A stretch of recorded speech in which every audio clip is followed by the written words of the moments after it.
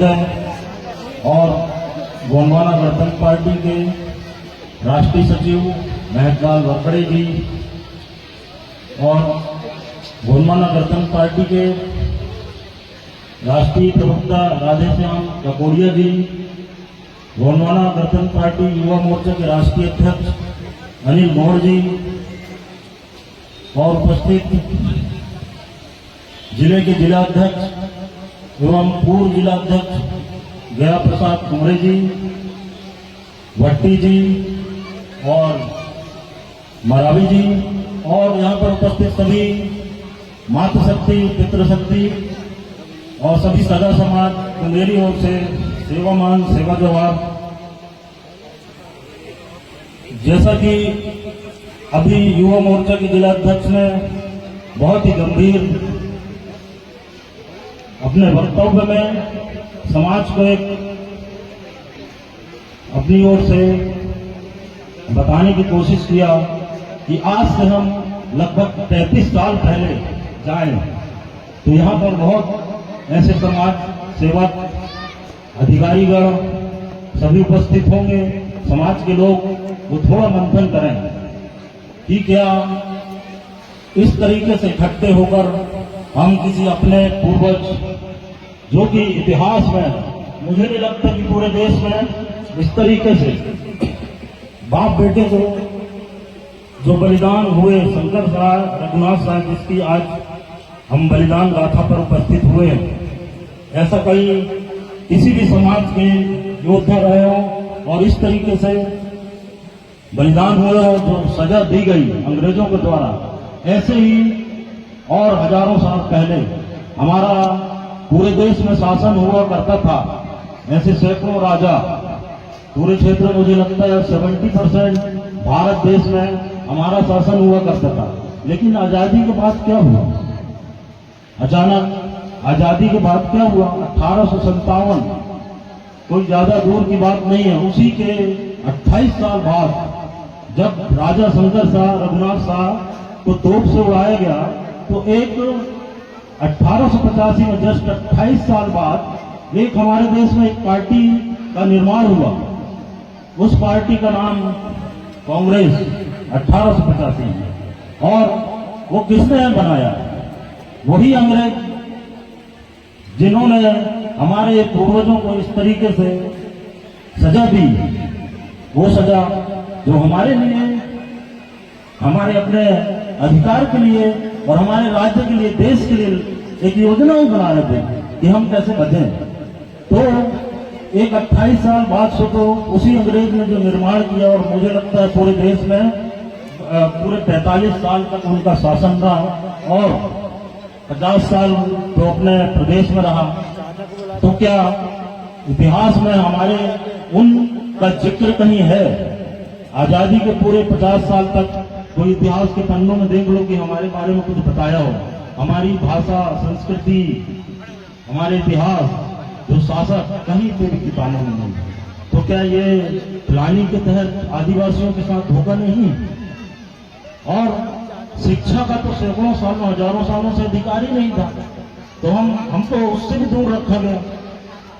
वो जानबूझकर ये साजिश समझे कि सैकड़ों साल, 1750 साल राज किए, तो वो जानते थे आजादी के बाद भी कि हमारे खून में, वो रगों में आदिवासी का वही जो इतने सारे राजा शहीद हुए और लाखों की संख्या में, यही मैं कहता हूं तो इतनी बड़ी संख्या में छपारा के आसपास, कहीं इतिहास के पन्नों में नहीं, आप गजट में देख लें कि 30,000 लोग आदिवासी मारे गए, लेकिन शायद बहुत ही कम लोगों को पता होगा। और मंडला और डिंडोरी में आज तक इतिहास में नहीं, 61 छोटे मोटे सब राजा रहे जो कि संग्रामपुर से मंडला गढ़ा तक शासन हुआ करता था, मरावी वंश का। तो उनका कहीं पे भी नामो निशान नहीं है।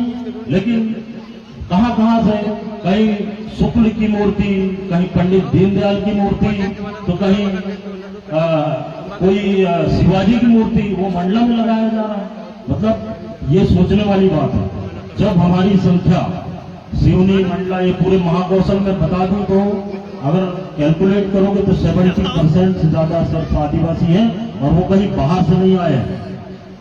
तो हम इनको मंथन करने का दिन है। आज जब भी हम इकट्ठा होते हैं, मुझे लगता है पूरे समाज में जब भी हमारे कार्यक्रम होते हैं तो हम इसी तरीके से इकट्ठे होते हैं, चाहे वह दसगात का कार्यक्रम हो, शादी हो, एक दूसरे से भावनात्मक रूप से जुड़े हुए, तो उसका पूरा हम चाहे तो हमारे विकास के लिए फायदा ले सकते हैं। क्योंकि मुझे नहीं लगता कि आज देश आजाद हो गए, 80 साल हो गए, लेकिन क्या हमारे सब गांव में बिजली है, पानी है, शिक्षा है? पहले तो तत्कालीन सरकार ने पूरे 50 साल जैसे तैसे झूठ बोलकर और धीरे धीरे विकास के नाम पर हर 5 साल में वोट लिया, और मुझे नहीं लगता कि ऐसे हमारा कोई विकास हुआ। और मैं देखूं तो हम सामाजिक रूप से, एकरूपता से संगठित होकर जिस तरीके से आज दिख रहे हैं, ये दादा मकाम की देन है। आप चाहे कितना भी कुछ बोले, ये प्रधानमंत्री रहे, ये मंत्री रहे, कहीं किसी ने कुछ नहीं कहा, न किया। आज दादा हीरा सिंह मरकाम की देन है कि हम ऐसे कार्यक्रमों को मना रहे हैं और इकट्ठे हुए हैं, तो हमारा विकास तभी संभव है। इस तरीके से जब हम संगठित होते हैं तो हमको एक प्लान बनाना चाहिए। जो आयोजक मंडल कहीं पे भी हो, मनाए ऐसे कार्यक्रम को, तो वो पूरा एक प्रोग्राम ऐसा बनाए कि हमारे समाज को उस अंतिम पंक्ति के लोग जो गांव से आकर यहाँ पर समय दे रहा है और अपना अर्थ खर्च कर रहा है, तो उसको वो कुछ न कुछ लेकर जाए और अपने गांव में हर 5-10 व्यक्ति को वो बताया जाता है, तभी विकास होगा। अन्यथा ये 5 साल में जो हमारे देश की जनसंख्या, एक चीज और बता दूं, आज 1 अरब 50 करोड़ के समथिंग है, लेकिन क्या इतनी बड़ी संख्या में कोई डिस्ट्रीब्यूशन ऐसा हुआ है जो बराबरी से हो? 1% लोग पूरे देश में राज कर रहे हैं। 1% मतलब कितना होता? मात्र मुट्ठी भर लोग राज कर रहे हैं। जैसे कि अभी अदानी, अंबानी, ये सब हमारे जो जैसे तैसे जीविकोपार्जन कर रहे हैं आदिवासी, तो जंगल काटना, विस्थापन करना, इसका दंश झेल रहे हैं, तो कैसे हमारा विकास होगा? ये हर मंचों पे जो भी पार्टियां आती हैं, चाहे हमारा सांसद हो, विधायक हो, मुझे नहीं लगता आज तक उनने विधानसभा जहाँ कानून बनते हैं, जहाँ प्लानिंग होती है विकास की, तो ना तो विधानसभा में आज तक कोई हमारा जो प्रतिनिधित्व कर रहा है वो एक रिजर्वेशन से राजनीति में आया और विधायक बन गया, मंत्री बना, सांसद बना, तो वो किसके लिए? ये भी बहुत महत्वपूर्ण चीज है कि वो मंथन करने की आवश्यकता हमको बहुत जरूरी है कि होना चाहिए। और इन लोग कर क्या रहे हैं इसका पूरा हिसाब लेना चाहिए कि 5 साल में अगर कोई हमारे बीच से प्रतिनिधित्व कर रहा है, विधानसभा में जा रहा है, लोकसभा में जा रहा है, तो उसने क्या किया? वो परसेंटेज में अगर काउंट करेंगे तो आज तक 80 सालों में मुझे नहीं लगता वो 20% भी समाज के लिए काम किया है। अगर ऐसा होता तो उच्च शिक्षा में 1% लोग भी नहीं है पूरे, जो कि रिजर्वेशन पूरे सेंट्रल में 7.5% और 21% जो प्रदेश में रिजर्वेशन हुआ है, तो क्या इस परसेंट में हम व्यापार है हमारा? हर 5वां आदमी मध्य प्रदेश का आदिवासी है, तो क्या हर 5वां आदमी व्यापारी है? क्या वो अच्छे से रह रहा है या वो कर्मचारी है 5वां आदमी? क्योंकि ये कर्मचारी तो वहां दिखते हैं जहां हमारी बहुलता है। अगर भोपाल या इंदौर या आसपास बड़े शहरों में जाओगे तो क्या दिखते हैं? तो अभी तक रिजर्वेशन के नाम पे उसको भी पूरा नहीं किया गया, ना तो शिक्षा में, ना नौकरी में, और व्यापार में तो है ही नहीं। और जब तक दादा ने कहा था कि व्यापार करोगे तो आप आगे बढ़ोगे, लेकिन आज तक व्यापार करना भी नहीं आया हमें, क्योंकि हमारे पूर्वज से लेके सब ज्यादातर राजे ही रहे हैं। मतलब उस समय का शासन अलग बात थी कि हम, और व्यापार हर किसी को सिखाया नहीं गया, ना किया। तो हमारी सबकी जिम्मेदारी है, चाहे वह राजनीति में रहे, चाहे अधिकारी रहे या पूंजीपति बने।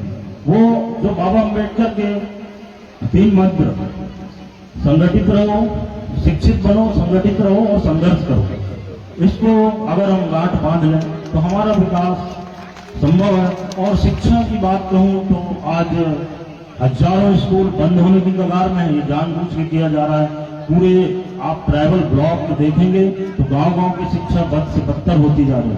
तो ये हम सब कैसे इनसे जीतेंगे?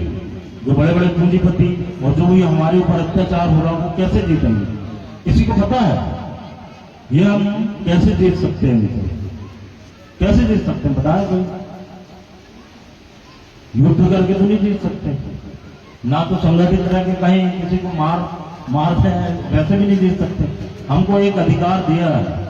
वैसे तो अंबेडकर जी ने दो वोट का अधिकार दिया था, लेकिन वही गांधी जी जो एक अधिकार छीन लिए, उसकी बड़ी लंबी गाथा है। तो एक जो अधिकार दिया है वोट देने का, तो उससे जीता जा सकता है। चाहे वो प्रधानमंत्री नरेंद्र मोदी हो, दिल्ली में वो बैठा, और हम उनको कैसे खत्म कर सकते हैं? वोट से।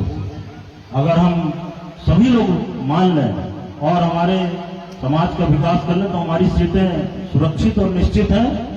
क्योंकि हम संगठित हों तो सारी सीट एक तरफा कर सकते हैं। और मैं कोई पार्टी या राजनीति यहाँ पे नहीं बता रहा हूँ, आप खुद आंकलन करें, ना मेरी बात माने कि मैं कुछ राजनीति कर रहा हूँ पूरे समाज के साथ, तो ये भूला है। आप खुद मंथन करें कि आज 80 साल कम नहीं होता। विकास के लिए एक क्षेत्र में मुश्किल से 3 ब्लॉक होते हैं, जहां पर 2 लाख के समथिंग जनसंख्या होती है, वोटर होते हैं 2 से 3 लाख। तो 5 साल में अगर एक विधायक चाहे तो मुझे लगता है कि कम से कम ये 40% हमारा विकास तो भी कर सकता था। तो वो कभी या तो वो गुलाम विधायक बन रहा है, या तो उसमें वो क्षमता नहीं है काम करने में। तो हमको वोट का जो अधिकार दिया गया है, उसको अपनी बहुत जिम्मेदारी से अगर आप मान लें और सब ऐसे ही संगठित रहें, तो हमारा विकास संभव है। अन्यथा कोई भी आके विकास नहीं करेगा, क्योंकि सबको अपनी अपनी जेबें भरना है और अपना सत्ता में बने रहने के लिए गरीबों को प्रताड़ित करना है। बस मैं इतना ही कहना चाहूंगा, क्योंकि मेरा भी एक कार्यक्रम है।